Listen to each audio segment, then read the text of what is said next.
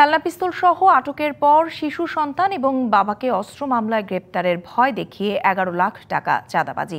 অভিযোগের পর তদন্তের সত্যতা পাওয়ায় ওসিকে পদোন্নতি দিয়ে করা হলো এসআই। ডিএমপি সদর দপ্তর জানায়, রাজধানীর বাড্ডা থানার এই ঘটনায় ওসি থেকে পদোন্নতি পাওয়া আব্দুল কাইয়ুম এখন ঢাকা মহানগর গোয়েন্দা পুলিশ ডিবিতে কর্মরত। এর আগেও চকবাজার থানার ওসি থাকাকালেও এক ব্যবসায়ীকে জিম্মি করে 15 লাখ টাকা আদায়ের সত্যতা পাওয়া গেছে। ২০২৩ সালের আগস্ট বাড্ডার সোনাকাটারার পাখির গলি। অস্ত্র দিয়ে ভয় দেখানো হচ্ছে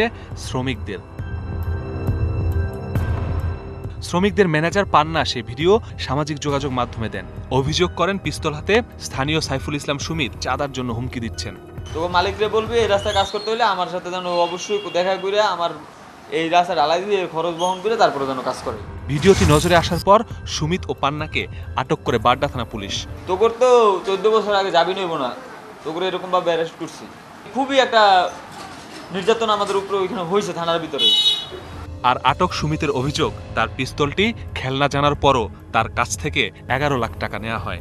আমার বউ টাকা এই জায়গাতে জোগাড় করছে, তবে আমার অ্যাকাউন্টে টাকা দিচ্ছে। আমার যে ছেলেরা চাকরি হতো সে বিকাশ থেকে আইনা দিচ্ছে।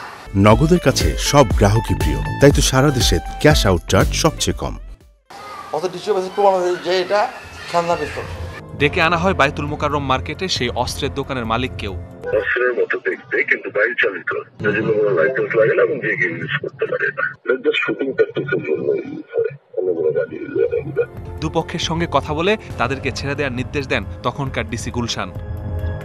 কিন্তু ঘুষের বিষয়টি নজরে আসে ডিএমপির ইন্টেলিজেন্স ইউনিটের। তদন্তে বের হয় টাকা নেওয়ার বিষয়টি।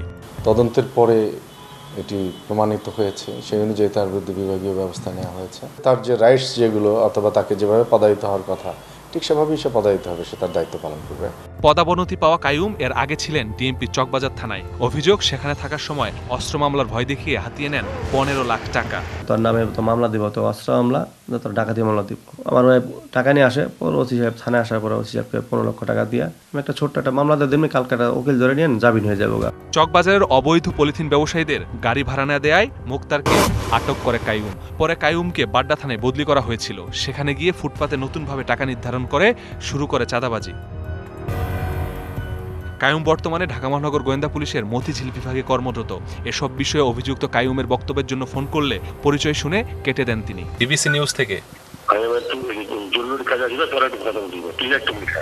Masudur Rahman, DBC news, Dhaka.